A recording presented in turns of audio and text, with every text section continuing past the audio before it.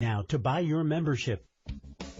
7:55 here in the Talk of the Town, Talk 100.7 FM. We'll get right back into it because we have limited time with Congresswoman Claudia Tenney. She joins us on the Talk of the Town every Wednesday around 7:30. And Claudia, you're still there, right? I didn't lose you? I am. I'm there. I'm good. there. Let's get into this just in case we don't have time. We run out of time. But you putting out the release, I know our senior senators also responding to this money that was secured for Griffiths International, and I know the new aviation commissioner out there, Chad Lawrence.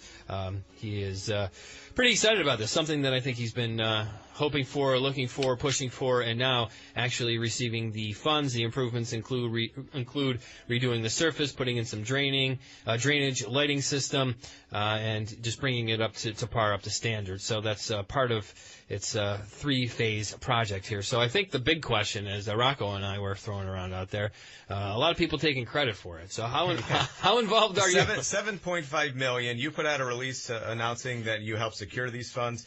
Your opponent, Anthony Brindisi, says that when it comes, this is what he tweeted out, when it comes to Griffiths Airport, Congresswoman Tenney has barely lifted a finger. It's a good thing we have U.S. senators doing the legwork for our area. I hope to join them soon and work on even more things. So apparently he's trying to diminish any credit you might have in that process. So I also thought it was very funny in the Observer-Dispatch. I don't know if you caught this, but I looked into it. As a former reporter there, I found it a little troubling.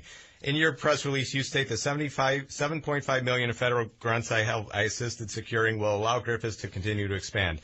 In their quote of that same quote in the OD, they took out the portion where you said you assisted in securing these funds. So they said the $7.5 million in federal grants ...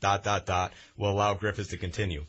So I found that a little bit troubling because they seem to make the judgment that you didn't help secure those funds. So yeah, do we really want a guy like Anthony Brindisi representing us who doesn't even understand how the federal government works and makes these cheap shots and the OD, which chimes in and is really needs to sign up as an independent expenditure for him? They're totally fake news. We've secured 3 grants so far. So understand something. Anthony, I'm going to direct him to the U.S. Constitution. All appropriations originate in the House of Representatives. So when we go through appropriations process and we work to secure funds, we actually secure it in the House of Representatives. It later goes to the Senate. And so all the funding and all the fight, I've even seen Chuck Schumer, or Kirsten Gillibrand working with the appropriators, who I work with every day to secure the funding. That we've got unprecedented amounts at Rome Lab, working with NDAA to get the bills passed that we have in our House. All this is originating in the House of Representatives because of the diligence of my staff, my office, and what we're trying to do. And I'm meeting with Chad and our staff working with him and a number of people on just about every front. And then what's amazing is the OD, and sometimes KTV, but usually the OD, Chuck Schumer jumps on top and they give him a victory lap, and he hasn't even voted on some of this stuff yet. And he hasn't even been part of the process, and nor is Anthony Brindisi. The worst thing that could happen to our region right now is to put a Democrat in this seat, because they're not going to have the majority ability to do what we are doing. They're not going to have the support of the executive branch and the president and all the money that's coming to us. And that's the tragedy in all this, and that's what they're trying to cover up. It's all about just delay and smear and everything else. The truth is, I've had more substantive bills passed, and we'll have more substantive bills become law this year than Richard Hanna had in 6 years. He had 1. Mike Arcuri, I think, had 2 in 4 years. And Sherry Bollard had 4 in 24 years. And I'm not counting Richard Hanna's.